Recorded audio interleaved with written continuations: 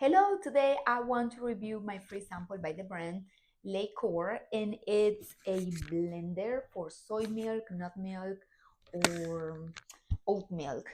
So let me show it to you. I love the color, the green apple color.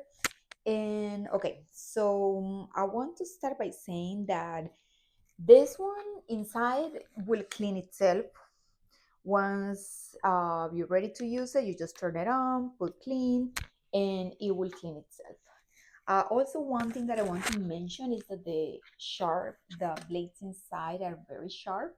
So be careful with that. And when you want to add water, don't pass this line. You have to make sure you stay within the line. Also, it has a very easy to read manual, and this is what you want to do. You want to read this before using it and make sure you don't put it submerge it in water. It will clean itself. What you can clean outside that is in the regular sink will be this, the top. And it also comes with a cleaning brush, a measuring cup, and obviously the plug. So here it will give you the recipe and the amounts of fruit, nuts, oats that you can add. So it will give you all the instructions. Don't add more.